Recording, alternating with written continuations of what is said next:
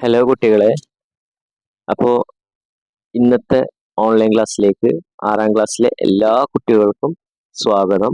നമ്മൾ കഴിഞ്ഞ 3 ദിവസങ്ങളായിട്ട് എന്താണ്, ലീവാണ്. അതുകൊണ്ട് തന്നെ പാഠഭാഗങ്ങൾ നമുക്ക് തീർത്തേ പറ്റുള്ളൂ. അതുകൊണ്ടാണ് ഇങ്ങനെ ഒരു ഓൺലൈൻ ക്ലാസ് നമ്മൾ നടത്തുന്നത്. കാരണം നമുക്കിനി സെപ്റ്റംബർ 4-നാണ് എന്ത് തുടങ്ങുന്നത്, നമ്മളുടെ ഓണ പരീക്ഷ തുടങ്ങുന്നത്. അപ്പൊ അതിന് മുന്നോടിയായിട്ട് നമുക്ക് റിവിഷൻ ക്ലാസ്സുകൾ നടത്തണം. അപ്പൊ റിവിഷൻ ക്ലാസ്സുകൾ നടത്തണമെങ്കിൽ നിർബന്ധമായിട്ടും പാഠങ്ങൾ കഴിഞ്ഞേ പറ്റുള്ളൂ. പ്രീവിയസ് ഇയർ ക്വസ്റ്റ്യൻ പേപ്പറുകൾ, അങ്ങനെ ഒരുപാട് കാര്യങ്ങൾ നമ്മുടെ മുന്നിൽ കിടക്കുന്നുണ്ട്. നമ്മുടെ ഒയാസ് അക്കാഡമിയുടെ ലിസ്റ്റിൽ കിടക്കുന്നുണ്ട്. നിങ്ങൾക്ക് വേണ്ടിയിട്ട്, നിങ്ങൾക്ക് നല്ലൊരു മാർക്ക് കിട്ടാൻ വേണ്ടിയുള്ള എല്ലാ കാര്യങ്ങളും എന്ത് ചെയ്യുന്നുണ്ട്, നമ്മുടെ ഒയാസ് അക്കാഡമിന്റെ ലിസ്റ്റിൽ കിടക്കുന്നുണ്ട്. അപ്പൊ നമ്മൾ ഓരോ കാര്യങ്ങളായിട്ട് ഇങ്ങനെ മെല്ലെ മെല്ലെ മെല്ലെ മെല്ലെ ചെയ്തുകൊണ്ടിരിക്കുകയാണ്. അപ്പൊ രക്ഷിതാക്കളും വിദ്യാർത്ഥികളും എന്ത് ചെയ്യണം, ഞങ്ങളുടെ കൂടെ നിൽക്കുന്ന ഞങ്ങൾ എന്ത് ചെയ്യുന്നു, വിശ്വസിക്കുന്നു. അപ്പൊ നമുക്ക് എന്ത് ചെയ്യാൻ പറ്റും, ഈ ഒരു പാഠം നന്നായിട്ട് പഠിച്ച് ഇതിന്റെ ഒരു എക്സാം ഒക്കെ ഇനി വരും കേട്ടോ. കാരണം ഈ ഒരു പരീക്ഷയുടെ ഇതിന്റെ കൂടെ തന്നെ നമുക്ക് കുറച്ച് എക്സാമുകൾ എന്ത് ചെയ്യണം, നടത്തണം. ഇനിയിപ്പോ എന്നാണ്, ഇനിയിപ്പോ എങ്ങനെയൊക്കെയാണെന്നുള്ളത് നമുക്ക് പറയാൻ പറ്റൂല. കാരണം ലീവുകൾ വന്നുകൊണ്ടിരിക്കുകയാണ്. മഴ ആയതുകൊണ്ട് തന്നെ നമ്മളെ സെന്ററിന്റെ അടുത്തൊരു തോടുണ്ടായത് കൊണ്ട് തന്നെ മാത്രമല്ല, വരാനുള്ള ബുദ്ധിമുട്ടുകൾ, ചുറ്റുഭാഗത്തും വെള്ളക്കെട്ടുകളൊക്കെ വരുന്നുണ്ട്. അപ്പൊ ആ ഒരു ബുദ്ധിമുട്ടുകളൊക്കെ ഉണ്ടായത് കൊണ്ടാണ് നമ്മൾ ഒയാസ് അക്കാഡമി ലീവ് കൊടുത്തിട്ടുള്ളത്.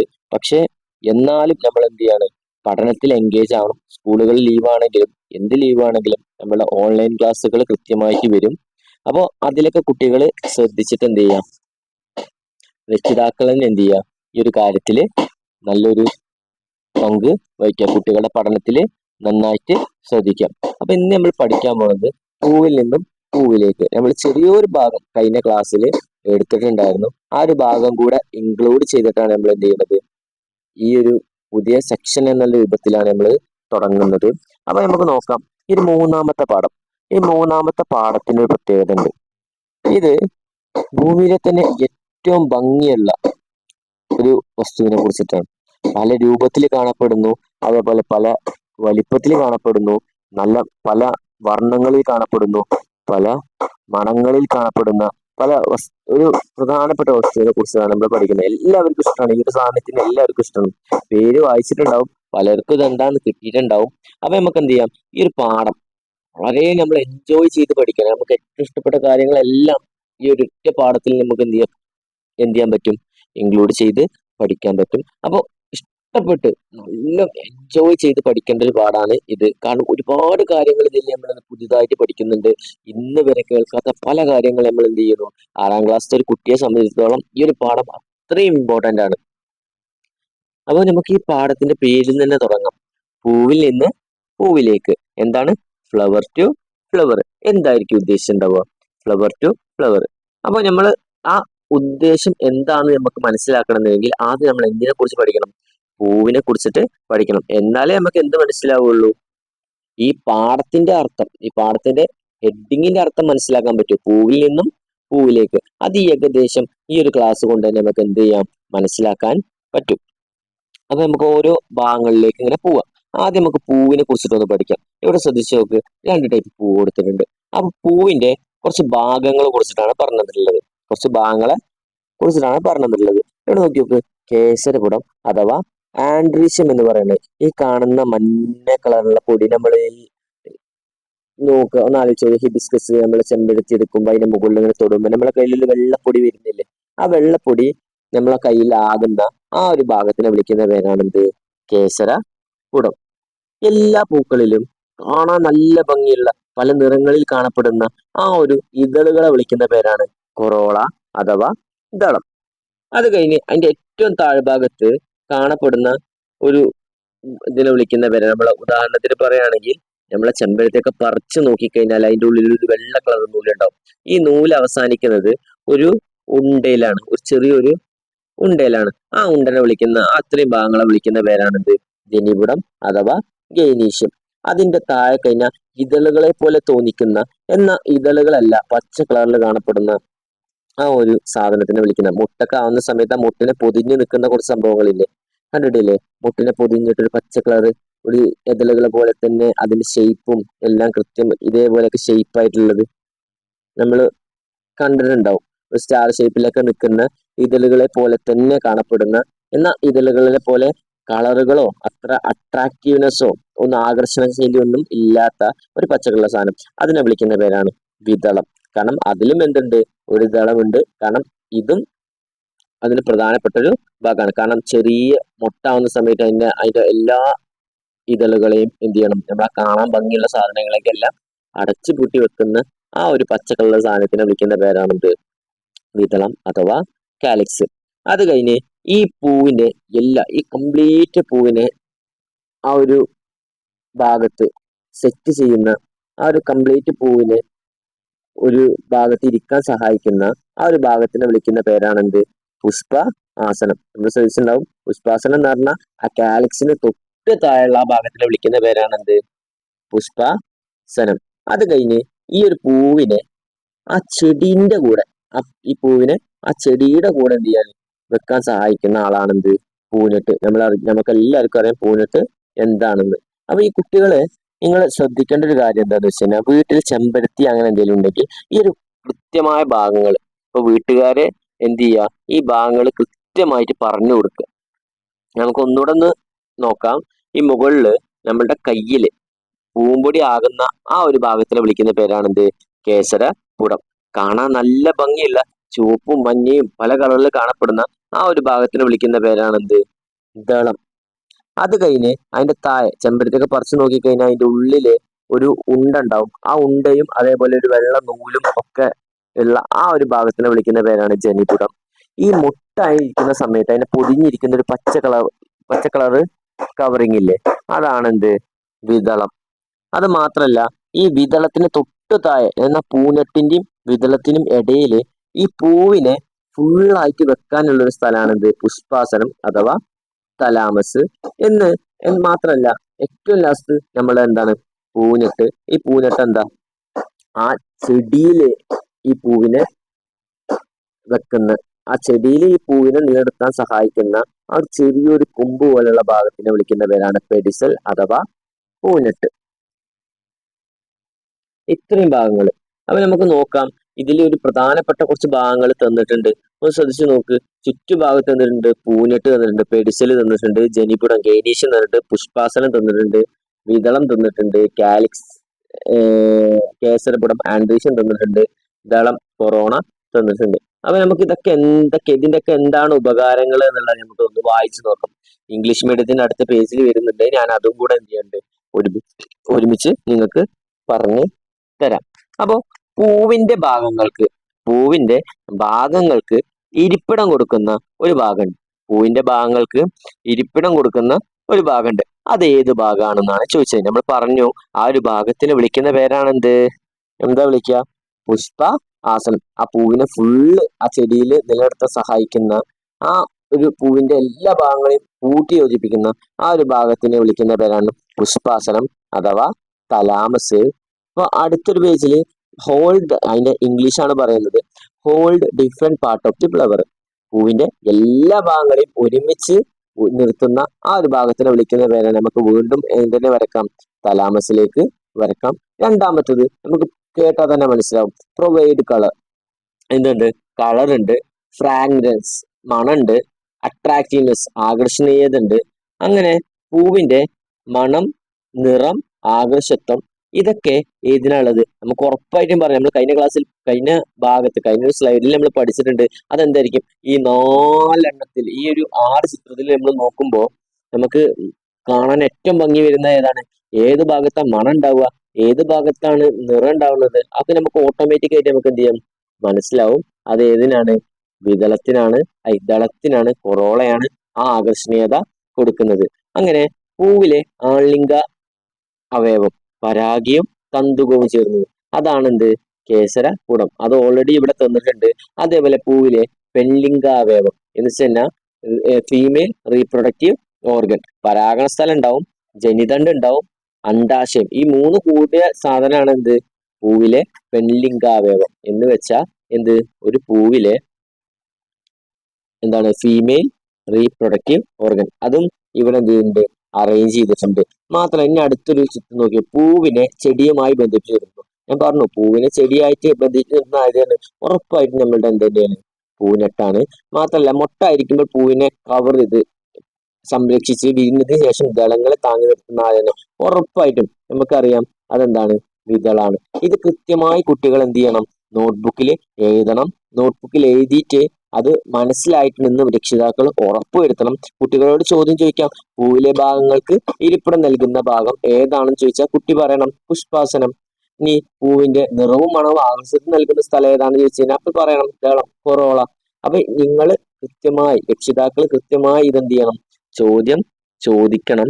അത് ഞാൻ ഗ്രൂപ്പിൽ എല്ലാവർക്കും പേഴ്സണൽ ആയിട്ട് മെസ്സേജ് അയക്കാം, അതേപോലെ ഗ്രൂപ്പിലും മെസ്സേജ് അയക്കാം. അപ്പൊ ഇത്രയും കാര്യങ്ങൾ ഈ കുട്ടികൾ മനസ്സിലാക്കേണ്ട കാര്യം ഇത് കണ്ടോ, ഒരു ചിത്രം കണ്ടില്ലേ? ഈ ഒരു ചിത്രം ഞാൻ നിങ്ങൾക്ക് വേണ്ടി വർക്ക് തരുന്നതാണ്. ടെക്സ്റ്റ് ബുക്ക് നോക്കിക്കോളൂ, അതൊന്നും കുഴപ്പമില്ല. പക്ഷെ ടെക്സ്റ്റ് ബുക്ക് നോക്കിയിട്ട് കൃത്യമായി എന്ത് ചെയ്യണം? ഇതിൽ ഓരോ പാർട്ടുകളും അടയാളപ്പെടുത്തിയിട്ട് എന്ത് ചെയ്യണം? അതിനെ കുറിച്ചിട്ട് എഴുതണം. ഇപ്പൊ നമ്മളെ മുകളിൽ നോക്കിയാൽ മതി. ഈ ഒരു പൂവിന്റെ ഈ പൂവൊന്ന് വരച്ചിട്ട്, പൂ നിങ്ങൾക്ക് വരക്കാൻ പറ്റുന്ന രൂപത്തിൽ വരച്ചിട്ട് ആ പൂവിന്റെ ഓരോ ഭാഗങ്ങൾ എന്ത് ചെയ്യണം? അടയാളപ്പെടുത്തിയിട്ട് എഴുതുക. ഇത് എഴുതിയിട്ട് എനിക്ക് എന്ത് ചെയ്യണം? വാട്സപ്പ് ചെയ്ത് തരണം. ഞാൻ കൃത്യമായി എല്ലാവരും നോക്കും. അയച്ചിടാത്ത ആൾക്കാരെ ഞാൻ എന്ത് ചെയ്യും? അടുത്ത ക്ലാസ്സുകളിൽ ഞാൻ അതിന് കൃത്യമായ നടപടികൾ സ്വീകരിക്കും. അങ്ങനെ നമുക്ക് നോക്കാം. ഒരു 3 ചോദ്യങ്ങൾ തന്നിട്ടുണ്ട്. Where do fruits and seeds develop on a plant? സസ്യത്തിൽ ഏത് ഭാഗത്താണ് ഫലവും വിത്തും ഉണ്ടാകുന്നത്? അടുത്തൊരു ചോദ്യം നോക്കിക്കോളൂ. What is the benefit of formation of seed for a plants? വിത്തുണ്ടാകുന്നത് കൊണ്ട് സസ്യത്തിന്റെ പ്രയോജനം എന്ത്? അടുത്തൊരു ചോദ്യം നോക്ക്. What may be the function of flowers then? അപ്പൊ പൂക്കളുടെ ധർമ്മം എന്തായിരിക്കും? അപ്പൊ നമുക്ക് ഈ 3 ചോദ്യത്തിനും ഉത്തരം കിട്ടണമെങ്കിൽ ഇപ്പൊ നമ്മൾ പൂക്കളുടെ ഭാഗങ്ങളാണ് പഠിച്ചത്. എന്തിനാണ് പൂക്കൾ എന്നുള്ളത് പഠിക്കണം. അപ്പൊ സസ്യത്തിന്റെ ഏത് ഭാഗത്താണ് ഫലവും വിത്തും ഉണ്ടാകുന്നത്? അപ്പൊ ഒന്ന് ആലോചിച്ച് നോക്കിയോക്ക്.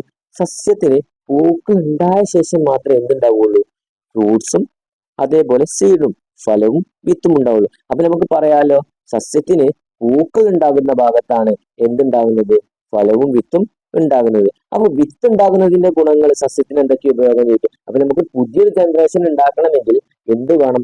വിത്ത് നിർബന്ധമാണ്. അപ്പൊ ഈ വിത്ത് ഉണ്ടായത് കൊണ്ടാണ് നമുക്ക് ആ ചെടിക്ക് എന്ത് നടക്കാൻ കഴിയുന്നത്? പ്രത്യുൽപാദനം, അതിന് പുതിയൊരു ജനറേഷനെ ഉൽപ്പാദിപ്പിക്കാൻ കഴിയുന്നത്, ഒരുപാട് യങ്ങർ വൺസിനെ ഉണ്ടാക്കാൻ പറ്റുന്നത്. അപ്പൊ പൂക്കളുടെ ധർമ്മം എന്താ? ഈ പൂക്കൾ എന്ന് പറയുന്ന സാധനം എന്താണ്? നമ്മൾ കൃത്യമായി അടുത്തൊരു ഇതിൽ പഠിക്കുന്നുണ്ട്, പൂക്കൾ എന്നുള്ള ഭാഗം. അപ്പൊ പൂക്കളിൽ പറയുന്നുണ്ട്, പൂക്കൾ എന്ന് പറയുന്ന സാധനം എന്താണ്? അതൊരു പ്രത്യുൽപാദനത്തിന് വേണ്ടി പ്രത്യുൽപാദനം നിർവഹിക്കുന്ന ഒരു ലൈംഗിക അവയവമാണെന്ത്? പൂക്കള്. പൂക്കൾ എന്ന് പറഞ്ഞു കഴിഞ്ഞാൽ reproductive organs of the plants ആണ്. അപ്പൊ ഈ ഒരു ഭാഗം കുട്ടികൾ നിർബന്ധമായും എഴുതി വെക്കേണ്ട ഭാഗമാണ്. ഞാനിതൊന്ന് വായിച്ചു തരാം. പൂക്കളിൽ നിന്നാണ് ഫലങ്ങൾ ഉണ്ടാവുന്നത്. എന്താണ്? പൂക്കളിൽ നിന്നാണ് ഫലങ്ങൾ ഉണ്ടാവുന്നത് എന്നും ഫലത്തിനുള്ളിലെ വിത്ത് മുളച്ചാണ് തേയ്ച്ചെടികൾ ഉണ്ടാകുന്നതെന്നും അറിയാമല്ലോ. ഈ പറയാണ്, നമ്മൾ നേരത്തെ ചോദ്യങ്ങളിൽ നിന്ന് മനസ്സിലാക്കിയിട്ടുണ്ട്, പൂക്കൾ ഉള്ള ഭാഗത്താണ് എന്തുണ്ടാവുന്നത്? ഫ്രൂട്ട്സ് ഉണ്ടാവുന്നത്. ആ ഫ്രൂട്ട്സിന്റെ ഉള്ളിലാണ് വിത്ത് ഉണ്ടാവുന്നത്. അപ്പൊ ശ്രദ്ധിക്കുക, ഈ വിത്ത് മുളച്ചിട്ട് തന്നെയാണ് വീണ്ടും ഇങ്ങനെ ചെടി ഉണ്ടാവുന്നത്. അപ്പൊ ശ്രദ്ധിക്കുക, അപ്പൊ ജീവിവർഗം അവയുടെ തുടർച്ച നിലനിർത്തുന്നത് തലമുറയെ ഉൽപ്പാദിപ്പിക്കുന്ന പ്രക്രിയയാണ് എന്ത്? പ്രത്യുൽപാദനം. അപ്പൊ ഓരോ ജീവിയുടെയും, ഇപ്പൊ മനുഷ്യനായിക്കോട്ടെ ഏത് ജീവി ആയിക്കോട്ടെ, അവയുടെ തുടർച്ചയെ എന്ത് ചെയ്യണം? നിലനിർത്തണം. അപ്പൊ നിലനിർത്താൻ വേണ്ടി അപ്പൊ പുതിയ പുതിയ തലമുറകളെ ഉൽപ്പാദിപ്പിക്കണം. ഈ ഉൽപാദന പ്രക്രിയയെ വിളിക്കുന്ന പേരാണ് എന്ത്? പ്രത്യുൽപാദനം. അപ്പൊ ചോദ്യങ്ങൾ ചോദിക്കാം, എന്താണ് പ്രത്യുൽപാദനം ചോദിക്കാം, ചെടികളിലെ പ്രത്യുൽപാദനം ഏത് രൂപത്തിലാണ് നടക്കുക എന്ന് ചോദിക്കാം. അപ്പൊ മാത്രം ഞങ്ങൾ പറയാം, എന്താ പറയേണ്ടത്? ചെടികളിലെ പ്രത്യുൽപാദനം നടക്കുന്നത് ഏത് വഴിയാണ്? പൂക്കള് വഴിയാണ്. അപ്പൊ പൂക്കളാണ് എന്ത്? സസ്യങ്ങളുടെ എന്ത്? Reproductive organ. അപ്പോ എന്താണ്? Flowers are the reproductive organs of the എന്താണ്? Organs of the plants. ഇനി നമ്മൾ പഠിക്കേണ്ട കാര്യം, ശ്രദ്ധിക്കേണ്ട ഒരു കാര്യം, ഇത് കൃത്യമായി നോട്ടിൽ എഴുതി വെക്കേണ്ട കാര്യമാണ്. ഇത് കൃത്യമായി കുട്ടികൾക്ക് മനസ്സിലാകേണ്ട കാര്യമാണ്. അപ്പൊ കാരണം നമുക്ക് പൂക്കൾ ഇല്ലെങ്കിൽ എന്തുണ്ടാവില്ല? ഫലങ്ങളൊന്നും ഉണ്ടാവില്ല. ഫലങ്ങളിൽ പരാഗണം ഈ പ്രധാനപ്പെട്ട ഒരു ഭാഗമാണെന്ത്? പരാഗ രേണുക്കൾ. അപ്പൊ ഇവിടെ തന്നിട്ടുണ്ട് പൂമ്പൊടിനെ, നമ്മൾ കാണുന്ന ഈ പൂമ്പൊടിനെ ശ്രദ്ധിച്ചു നോക്കിക്കഴിഞ്ഞാൽ മനസ്സിലാക്കും. മൈക്രോസ്കോപ്പിലൂടെ നോക്കിക്കഴിഞ്ഞാൽ നമുക്ക് പോളൻ ഗ്രെയിൻസ് കാണാൻ പറ്റും, പരാഗ രേണുക്കളെ കാണാൻ പറ്റും. പോളൻ ഗ്രെയിൻസ് എന്ന് പറയും. ഈ സാധനങ്ങളൊക്കെ എല്ലാം നമ്മൾ വിളിക്കുന്ന ഈ ഒരു ചെറിയ ഉണ്ടകളെ, ആ റൗണ്ട് ആയിട്ടുള്ള സാധനങ്ങളൊക്കെ നമുക്ക് പരാഗരേണുക്കൾ എന്ന് വിളിക്കാം. കാരണം അത് മൈക്രോസ്കോപ്പിലേ കാണാൻ പറ്റില്ല, അത്രയും ചെറുതാണ്. കാരണം നമ്മൾ ഒറ്റയടിക്ക് നമ്മളെ കയ്യിൽ ആ പൊടി കാണുമ്പോൾ നമുക്ക് പൊടിയിൽ കാണാൻ പറ്റില്ല. പക്ഷെ ഓരോ പൊടിയുടെ ഓരോ തരിയിലും എത്ര നൂറുകണക്കിന് പരാഗരേണുക്കൾ ഉണ്ടാവും. അപ്പൊ നമുക്ക് ഈ ഇതിൽ പ്രധാനമായിട്ട് രണ്ട് ഭാഗങ്ങളാണ് പറഞ്ഞത്. നമ്മൾ കുറേ ഭാഗങ്ങൾ പറഞ്ഞു, 6 ഭാഗങ്ങളോളം പറഞ്ഞു. പക്ഷെ അതിൽ പ്രധാനമായിട്ടും മാറ്റങ്ങൾ കൊണ്ടുവരുന്ന രണ്ട് ഭാഗങ്ങളാണ് ഉണ്ടായിരുന്നത്. ഒരു ഫീമെയിൽ റീപ്രൊഡക്റ്റീവ് ഓർഗൻ എന്ന് വെച്ച് കഴിഞ്ഞാൽ എന്താണ്,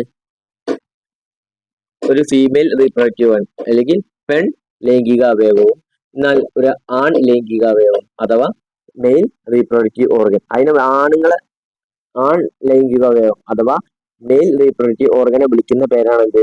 കേസരപുടം.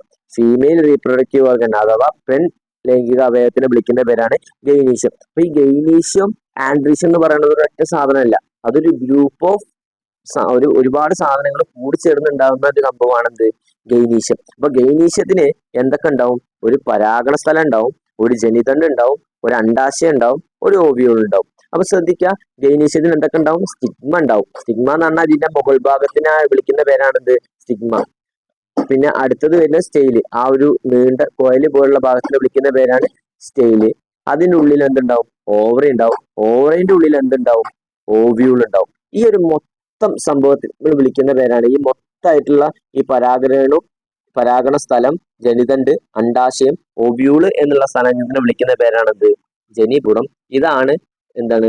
പെൺ ലൈംഗിക അവയവം അഥവാ female reproductive organ in flower എന്ന് വെച്ചാൽ പൂക്കളിലെ പെൺ ലൈംഗിക അവയവം. അപ്പൊ നോക്കുക, ഈ അണ്ടാശയത്തിനുള്ളില് ഓവ്യൂളിന്റെ അകത്ത് എന്തുണ്ട്?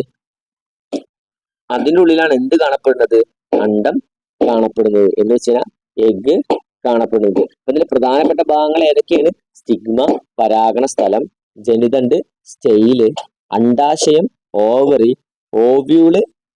ആ ഓവ്യൂളിന്റെ ഉള്ളിലാണ് എന്തുള്ളത്? എഗ് അഥവാ അണ്ടം ഉള്ളത്. അപ്പോ ഇത്രയും ഭാഗമാണ് പെൺ ലൈംഗികാവയവം അഥവാ ഫീമെയിൽ റീപ്രൊഡക്റ്റീവ് ഓർഗന് ആയ ജനിപുടം അഥവാ ഗൈനീഷ്യത്തിന് ഉള്ളത്. അടുത്ത് നമ്മൾ പഠിക്കാൻ പോകുന്നത് എന്താണ്? ആൺ ലൈംഗികാവയവമായ കേസരപുടം അഥവാ ആൻഡ്രീഷ്യം. ഈ ആൻഡ്രീഷ്യത്തിന് രണ്ട് പാർട്ടാണുള്ളത്. പരാഗി എന്ന് പറയുന്ന ഭാഗവും ആ പരാഗിയെ കൂട്ടി യോജിപ്പിച്ചിട്ടുള്ള ആ ഒരു തന്തുകം എന്ന് പറയുന്ന ഫിലമെന്റും. ഒന്ന് പരാഗി എന്ന് പറയുന്ന ആന്തറും, അടുത്തത് ആ പരാഗിയെ വെച്ചിട്ടുള്ള, ആ പരാഗീനെ ഒരുമിച്ച് കൂട്ടി വെച്ചിട്ടുള്ള തന്തുകം എന്നുള്ള പരിപാടി. അപ്പൊ കേസരപുടത്തിലെ പരാഗിയിലുള്ള പരാഗരേണുകളിലാണ് എന്ത് കാണപ്പെടുന്നത്? പുംബീജം കാണപ്പെടുന്നത്. അപ്പൊ മെയിൽ ഗാമേറ്റ്സ് കാണപ്പെടുന്നത് എവിടെയാണ്? പുംബീജം എന്ന് പറഞ്ഞാൽ മെയിൽ ഗാമേറ്റ്സ് കാണപ്പെടുന്നതാണ് ഈ ആന്തറിന്റെ ഉള്ളില്.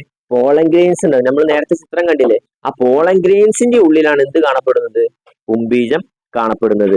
എന്ന് വെച്ചാൽ ഈ ഒരു പരാഗി ഒരുപാട് പരാഗരേണുകൾ കൂടിച്ചേർന്നതാണ്. ആ പരാഗരേണുക്കളുടെ ഉള്ളിലാണ് എന്തുള്ളത്? പുംബീജം ഉള്ളത്. അപ്പൊ നമുക്ക് ഈ കഴിഞ്ഞ സ്ലൈഡ് ഒന്ന് നോക്കിക്കഴിഞ്ഞാൽ ഈ ഒരു കാണുന്നതാണ് എന്ത്? പരാഗി. ഈ പരാഗിയിൽ പുറത്തുകൂടെ കാണുന്നതാണ് പൂമ്പൊടി. ആ പൂമ്പൊടിയുടെ ഓരോ പൂമ്പൊടിന്റെ ഉള്ളിലും ഇങ്ങനെ 100 കണക്കിന് എന്തുണ്ട്? എന്തൊക്കെ ഉണ്ട്? ഈ ഒരു പരാഗ രേണുക്കളുണ്ട്. ഈ പരാഗ രേണുക്കളുടെ ഉള്ളിലാണ് എന്തുള്ളത്? പുംബീജം ഉള്ളത് അഥവാ മെയിൽ ഗാമേറ്റ്സ് ഉള്ളത്. അപ്പൊ മനസ്സിലാക്കുക, ഈ ഒരു ചിത്രത്തില് കേസരപുടം എന്ന് പറയുന്ന ഭാഗത്തിന് രണ്ട് ഭാഗങ്ങളാണ് പ്രധാനമായിട്ടുള്ളത്. ഒരു പരാഗിയും പിന്നെ അതിനെല്ലാം കൂടിച്ചേർത്ത് വെക്കുന്ന തന്തുകം അഥവാ ഫിലമെന്റ്. പരാഗിക്ക് ഇംഗ്ലീഷിൽ പറയുന്ന പേര് ആന്തർ എന്നും തന്തുകത്തിന് ഇംഗ്ലീഷിൽ പറയുന്ന പേര് ഫിലമെന്റ് എന്നാണ്. അപ്പൊ കേസരപുടത്തിലെ പരാഗിയില്, ഇപ്പൊ ഈ കേസരപുടം എന്ന് പറഞ്ഞ പരാഗിന്റെ ഉള്ളില് പരാഗരേണുക്കളിലാണ് അവിടെ കാണുന്ന ആ ചെറിയ ചെറിയ പോളൻ ഗ്രെയിൻസിലാണ് എന്തുള്ളത്? പുംബീജം എന്നുള്ള സാധനം ഉള്ളത്. അപ്പുറത്ത് അണ്ടം കാണപ്പെടുന്നത് എവിടെയാണ്? ഓവ്യൂളിന്റെ ഉള്ളിലാണ്. അപ്പൊ ഇങ്ങനെ നോക്കുക, അങ്ങനെ നമ്മൾ ചുറ്റുഭാഗത്തുള്ള കുറച്ച് പൂക്കളെ നമുക്ക് എന്ത് ചെയ്യാം? ഒന്ന് ശ്രദ്ധിച്ച് നോക്കാം. അപ്പൊ ചില പൂക്കളിൽ നമ്മൾ ശ്രദ്ധിച്ച് നോക്കിയാൽ കാണും ആൻഡ്രീഷ്യം കാണാൻ പറ്റും, അതേപോലെ ഗൈനീഷ്യവും കാണാൻ പറ്റും, കേസരപുടവും കാണാൻ പറ്റും, ജനിപുടവും കാണാൻ പറ്റും. എങ്ങനത്തെ ചെടികളിൽ? ഉദാഹരണം നമ്മൾ ചെമ്പരത്തി നോക്കിക്കഴിഞ്ഞാൽ അതിൽ എന്ത് കാണാൻ പറ്റും? ആൻഡ്രീഷ്യവും കാണാൻ പറ്റും, ഗൈനീഷ്യവും കാണാൻ പറ്റും. അതേപോലെ അരളി എന്നുള്ള ചെടി, ഇപ്പൊ ഈ കാണുന്ന അരളി എന്ന് പറയുന്ന ചെടിയിലും എന്തുണ്ട്? കേസരപൂടം ഉണ്ട്, ജനിപൂടം അഥവാ ഗൈനീഷ്യം ഉണ്ട്, ആൻഡ്രീഷ്യം ഉണ്ട്. അടുത്ത മത്തൻ നോക്കി നോക്കും. മത്തനിൽ രണ്ട് ടൈപ്പ് പൂക്കൾ വിരിയണ കാണുന്നുണ്ടാവും. ഒന്നിൽ പൂമ്പൊടി ഉണ്ടാവും, മറ്റേൽ എന്തുണ്ടാവില്ല? പൂമ്പൊടി ഉണ്ടാവില്ല. അപ്പൊ കേസരപുടമുള്ള പൂക്കൾ, ചില പൂക്കൾ എന്തുണ്ടാവും? കേസരപുടം മാത്രം ഉണ്ടാവും. ചില പൂക്കളിൽ എന്തുണ്ടാവും? ജനിപുടം മാത്രം ഉണ്ടാവും. അപ്പൊ പാവലിലും അങ്ങനെ തന്നെയാണ്. ചില പൂക്കളിൽ എന്തുണ്ടാവും? കേസരപുടം ആൻഡ്രീഷ്യം മാത്രം ഉണ്ടാവും. എന്നാൽ ചിലതിൽ എന്തുണ്ടാവും? ഗൈനീഷ്യം മാത്രം ഉണ്ടാവും. പക്ഷെ ശംഖുപുഷ്പത്തിലോ രണ്ട് ഉണ്ടാവും, ജനിപുടം ഉണ്ടാവും, കേസരപുടം ഉണ്ടാവും. അപ്പൊ ഇവിടെ നമുക്ക് മനസ്സിലാക്കാം, ഈ ഒരു അരളി എന്ന് പറയുന്ന ചെടിക്ക് എന്തുണ്ട്? ഒരേ സമയം ഈ അരളിപ്പൂ എന്താണ്? ആണുമാണ്, പെണ്ണുമാണ്. എന്നാൽ മത്തനായിക്കോട്ടെ, ചില പൂക്കൾ കേസരപുടം, അപ്പൊ അതിനെ നമുക്ക് എന്ത് വിളിക്കാം? ആൺപൂക്കൾ എന്ന് വിളിക്കാം. ചില പൂക്കൾക്ക് എന്ത് മാത്രമേ ഉള്ളൂ? ജനിപുടം മാത്രമേ ഉള്ളൂ. അപ്പൊ നമുക്ക് അതിനെ എന്ത് വിളിക്കാം? പെൺപൂവ് എന്ന് വിളിക്കാം. അപ്പൊ പാവല്, അത് ഈ പാവലും അതേ മത്തന്റെ അതേ ഗുണം കാണിക്കുന്ന പാവലിൽ എന്തുണ്ട്? ചില പൂക്കളിൽ എന്തുണ്ട്? കേസരപുടുണ്ട്. അപ്പൊ അതൊരു ആൺപൂവായിട്ട് കണക്കാക്കാം. അതേ ചെടിയിൽ തന്നെ ചില ഭാഗങ്ങളിൽ എന്തുണ്ടാവും? ജനിപുടുള്ള പൂക്കൾ വിരിയും. അപ്പൊ ആ പൂക്കളെ നമുക്ക് എന്ത് ചെയ്യാം? പെൺപൂവ് എന്ന് വിളിക്കാം. അപ്പൊ ഒന്നാലോചിക്കുക, ഈ പെൺപൂക്കൾ മാത്രം എന്തായിട്ട് മാറുള്ളൂ? പെൺപൂക്കൾ മാത്രം എന്തായിട്ട് മാറുള്ളൂ? ഫ്രൂട്ട്സ് ആയിട്ട് മാറുള്ളൂ. അതും ചില പൂക്കളിൽ ഇപ്പൊ ശ്രദ്ധിക്കുക, ശംഖുപുഷ്പം പോലത്തെ ചെടികളിലൊക്കെ ജനിപൂടം, കേസരപൂടം ഉണ്ട്. അതുകൊണ്ട് അതെന്താണ്?